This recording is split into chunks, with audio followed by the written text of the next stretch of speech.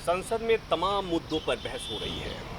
तमाम मुद्दों पर माननीय सांसद आपस में उलझ रहे हैं और संसद से महज कुछ 100 मीटर की दूरी पर प्रेस क्लब ऑफ इंडिया में कुछ देश के युवा इकट्ठा हैं अपनी पीड़ा कहने के लिए, अपना दर्द बयां करने के लिए। करीब 2 महीने हो गए, 61वां दिन है आज। नागपुर से देश के कुछ युवा एसएससी जीडी 2018 के अभ्यर्थी पैदल चले 1068 किलोमीटर की दूरी तय करते हुए, और ये यात्रा इतनी आसान नहीं थी। भूख, प्यास, बीमारी और पुलिस की प्रताड़ना सब कुछ झेलने के बाद कुछ ही पहुंच पाए हैं, कुछ 1-2 दिन बाद पहुंचेंगे। अपनी बात सरकार तक पहुंचाना चाहते हैं। हम माध्यम हैं, हम चाहेंगे कि हमारे जरिए ही सही सरकार तक, गृह मंत्री तक देश के युवाओं की बात पहुँचे, उनकी पीड़ा पहुँचे, ताकि इनकी समस्या का समाधान हो सके। इनसे बात करूँगा, पूछूँगा, समझूँगा और इनकी पीड़ा को आपसे और सरकार से साझा करने की कोशिश करूँगा। पहले आप बताएं, क्या नाम है आपका, कहाँ से हैं आप? सर, मेरा नाम रश्मिता कुजूर है, मैं उड़ीसा से। हाँ, थोड़ा सा जोर से बोलेंगे आप। पूरे 61 दिन की यात्रा कितनी कष्टदायक रही है, क्या चाहते हैं आप लोग? सर, इतना दिन का मतलब आज 61 दिन हो गया पैदल मार्च का। सर, रास्ते में बहुत ही दिक्कतें आई। लड़कियों को मतलब ना वॉशरूम का सुविधा है, ना कुछ नहाने उन्हें का, ना टॉयलेट, कुछ भी सुविधा नहीं सर। मतलब रास्ते में कहीं पे भी कुछ ऐसा ये नहीं है कि हम मतलब बहुत ही दिक्कतें झेलना पड़ रहा है। कहीं रास्ते में हम लोग रुक जा रहे हैं, कहीं पे अगर रहने की खाने की सुविधा हो जा रही है तब ठीक है, नहीं तो फिर ऐसे ही सड़कों में मतलब ऐसे धूप में, बरसात में बहुत दिक्कत हो रहा है सर। ठीक है, अब मैं थोड़ा सा लोगों के समझने के लिए पूछूंगा आपसे कि आप लोगों की मांग क्या है, समस्या क्या है, मुद्दे क्या हैं जो आप सरकार तक पहुंचाना चाहते हैं? पहले सर मैं आपका बहुत बहुत धन्यवाद करता हूँ न्यूज़ 24 और हमारे संत प्रकाश सर को कि हम लोग की आज आवाज़ बने और हमारी आवाज़ को पूरे देश तक पहुँचाने की कोशिश कर रहे हैं। सर, हम लोग 2018 में सर हम लोग एसएससी जीडी जो अर्धसैनिक बल है सर, सीएपीएफ के द्वारा ये भर्तियाँ आती है, 60,210 पोस्ट के लिए आई थी। इसमें sir NIA, SSF, Assam rifle, BSF, CRPF, CISF और आईटीबीपी सर, ये 8 पोस्टें होती है। 8 पोस्टों के लिए सर इनको 60,210 पोस्ट के लिए वैकेंसी निकाली थी। जो हमारा एग्ज़ाम सर 2019 में फरवरी में करवाया गया था। फिजिकल सर अगस्त सितंबर में हम लोग को करवाया गया 2019 में ही। 20 में सर हम लोग को मेडिकल करवाया गया, जनवरी फरवरी में हम लोग को मेडिकल हुआ 2020 में सर। फिर पूरे 1 साल बाद हमारी अंतिम परिणाम लाया गया सर। अंतिम परिणाम में इन्होंने मात्र 55,000 को ही शामिल किया, 55,912 को इन्होंने शामिल किया। बाकी सर 4200 पोस्टें सर इन्होंने खाली छोड़ दिया। और उनका खाली किस लिए छोड़े सर? हम लोग जब इनका इस आरटीआई के माध्यम से जवाब मांगे सर, तो उसका जवाब आज तक हम लोग को नहीं मिला था। उसके कारण से सर हम लोग 14 फरवरी 2021 से सर जंतर मंतर पे हम लोग सभी लड़के इकट्ठे हुए और वहाँ पर से सर हम लोग का आंदोलन चालू हुआ। वहाँ से सर हम लोग भारत के जितने भी सांसद है, राज्यसभा रहे चाहे लोकसभा रहे, सभी के पास गए। यहाँ तक कि प्रधानमंत्री, माननीय गृह मंत्री, माननीय राष्ट्रपति जी, सभी के पास गए, लेकिन उनका भी कोई जवाब नहीं आया। उनके द्वारा से सर हम लोग जब अपने सांसद के पास जाते थे सभी, तो आश्वासन दिया जाता था कि हाँ, हम आपकी मीटिंग करवा देंगे, आपकी बात करवा देंगे, आपको नियुक्ति दिलवा देंगे। यहाँ तक कि माननीय नितिन गडकरी साहब कितने बार हम लोग को आश्वासन दिए। उन्होंने प्रयास भी किया सर। उन्होंने 3 बार अपने लेटर पैड पे सर उन्होंने माननीय अमित शाह जी को बात की ज्ञापन भेजा कि आप इन बच्चों को भेजें। इन्होंने अनशन पे बैठे हुए हैं, बहुत तरह के 1 साल से इन्होंने अनशन भी किया, फिर भी सर उनका भी कोई जवाब नहीं मिला सर। तो हम लोग अनशन किए, फिर 72 दिन अनशन पे लगा सर हम लोग नागपुर में सर।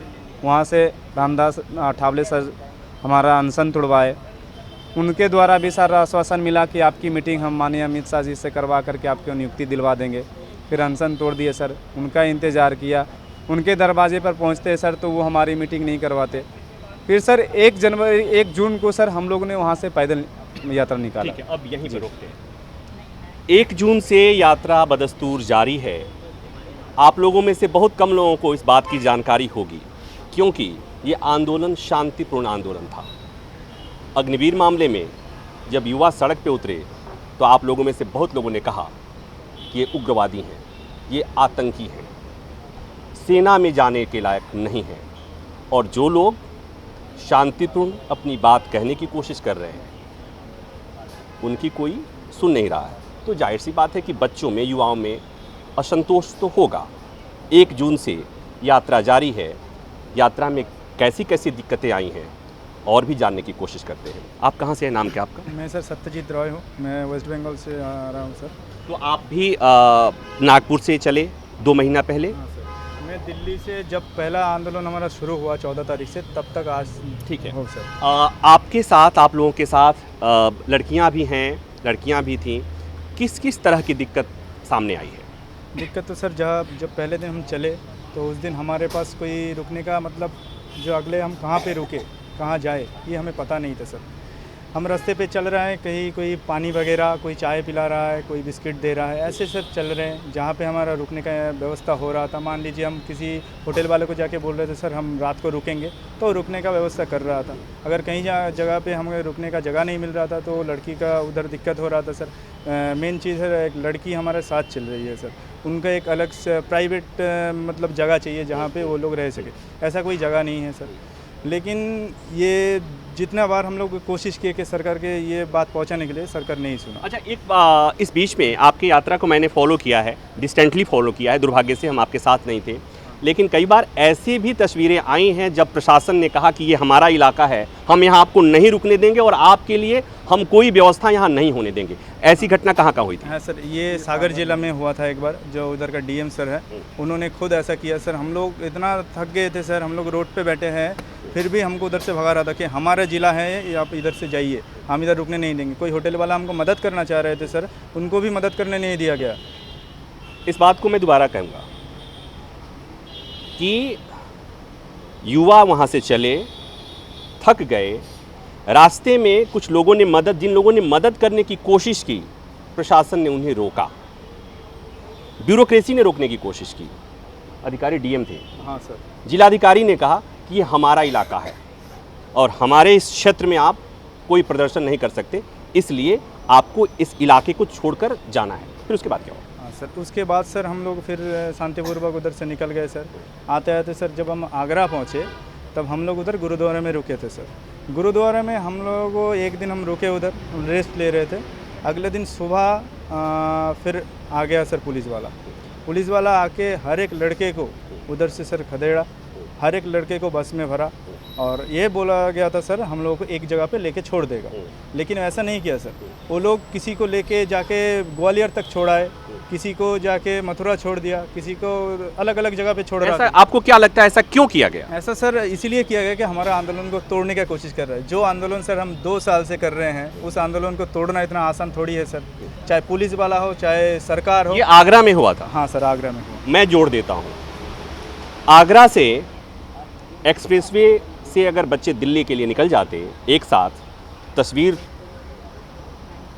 चौंकाने वाली होती। हो सकता है कि नेशनल मीडिया जग जाती और तब सरकार को इसे संभालना मुश्किल होता है। इसलिए अपने स्तर पर कोशिश ये किया गया कि आगरा में ही इन्हें तितर बितर कर दिया जाए। उसके बाद क्या हुआ? उसके सर फिर हम लोग अलग अलग जगह कांटेक्ट हुआ।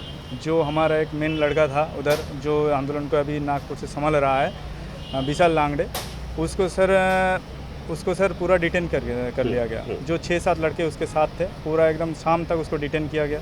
तो हमारे लड़के जितने सारे हैं कांटेक्ट में थे, हर एक जगह पे, जो तीनों जगह पे बटा गया हमारे। ये कब की बात है? जो आगरा में ही सर। ठीक है। अब एक बात मुझे समझना है, पहले इनसे एक बार फिर पूछ लेंगे, लड़कियों को किस तरह से हरास किया गया पुलिस या प्रशासन के द्वारा, कुछ अगर आप बता सकें।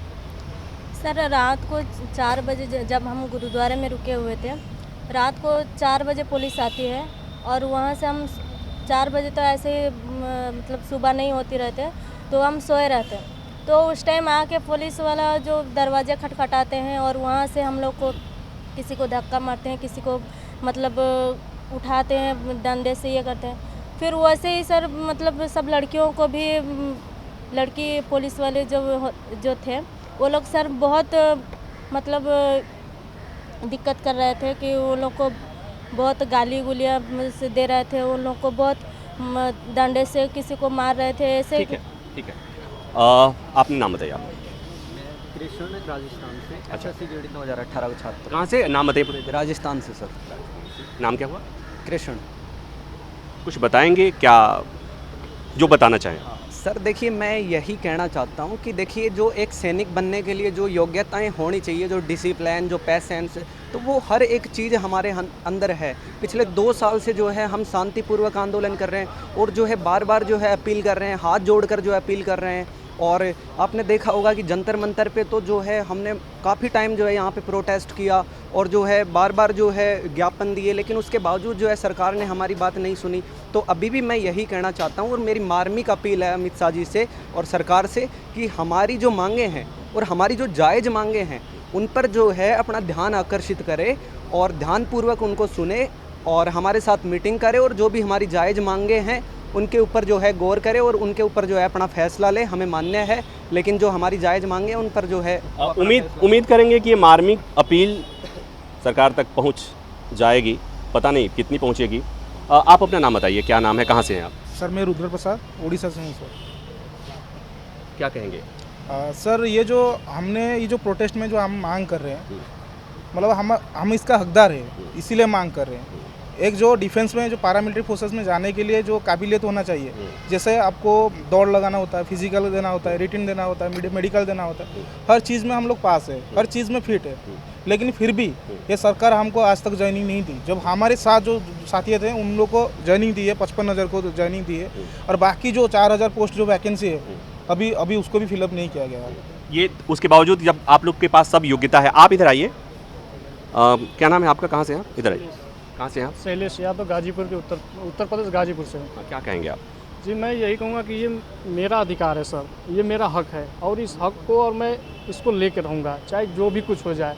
सरकार से यही विनती है कि हमारा ये जल्दी से जल्दी नियुक्ति करा दे और मीटिंग करा दे सरकार पहले, उसके बाद नियुक्ति कराए। जी हक है, लेके रहेंगे। सरकार को पैरामिलिट्री फोर्सेस की ज़रूरत है और इसलिए भी ज़रूरत है कि कल को इसी तरह के युवा सड़कों पे उतरे अगर किसी योजना के विरोध में, किसी सरकारी स्कीम के विरोध में, तो उनसे भी संभालने के लिए सरकार को अल्टीमेटली तो अर्धसैनिक बलों की ज़रूरत होती है। तो मुझे लगता है कुछ लिहाज से भी सुना जाना चाहिए, देखा जाना चाहिए। संत प्रकाश हमारे साथ हैं। संत प्रकाश, जो मुझे पता चला कि कुछ और बच्चे यहाँ शामिल होने वाले थे, वो अभी भी उनका कोई पता नहीं है, कोई ठिकाना नहीं है, कहाँ है वो, क्या है? एक्चुअली जो इस यात्रा को लीड कर रहे थे विशाल, एक्चुअली हुआ क्या कि मैं सोशल मीडिया के माध्यम से, वैसे इनकी बात तो मुझे बहुत पहले से पता थी, लेकिन एक दिन मैं सोशल मीडिया पे देख रहा था तो आगरा की बात है, एक दरोगा जी थे और वो कह रहे थे कि ये यूपी है, यहाँ पे अलग कानून भी है और यहाँ की पुलिस भी अलग है, यहाँ का माहौल भी अलग है। और फिर वो इस तरीके से इन लोगों के ऊपर झुझला रहे थे और ये डांट रहे थे कि जैसे मानो ये इंडिया में ना हो और ये इंडिया के बाहर हो। ठीक है। संत प्रकाश, तो मैं टच में आया। संत प्रकाश सामाजिक कार्यकर्ता हैं और यहाँ पर दिल्ली में इन युवाओं के समर्थन में आए हैं। ये चाहते हैं कि इनके साथ मिलकर सरकार तक इनकी बात पहुँचे। आप इधर आइए। आपका नाम क्या है? Vipin Kashyap, SSC candidate. विपिन, क्या लगता है आप लोगों ने जो ये 2 महीने की तपस्या की है, अथक तपस्या की है, सरकार सुनेगी? बिल्कुल सुनेगी सर। अगर हम अपने कर्तव्य पर डटे रहेंगे, अपने लक्ष्य के पाने के लिए अगर मेहनत कर रहे हैं तो जरूर है कि सुनेगी। हम तो उम्मीद करते हैं कि हमारी मांग जल्द से जल्द पूरी होगी। हम एक चीज़ आपके माध्यम से कहना चाह रहा हूँ सर कि जो सुबह में मॉर्निंग के 10 बजे करीब प्रशासन अपने गाड़ी से 6 लोगों को लेकर आ रहे, जो यहाँ पे प्रेस कॉन्फ्रेंस के लिए लाया गया था, नाम दिया गया था, अब तक उन लोगों को पता नहीं है सर, अब तक, क्योंकि वो 1 घंटे से 1.5 घंटे का रास्ता है सर, 4 घंटे 5 घंटे हुए, अभी तक उसका पता नहीं चाहिए। और अभी भी खबर मिली है सर कि होटल में किसी ले जाकर, जितने बच्चे पैदल मार्च कर रहे थे तो किसी होटल में ले जाकर उन लोगों को रोककर नाम पता लिखा जा रहा है। मतलब कुछ समझ में नहीं आ रहा है। समझ में मुझे भी नहीं आ रहा है। अगर आपको समझ में आए तो आप देख लीजिएगा।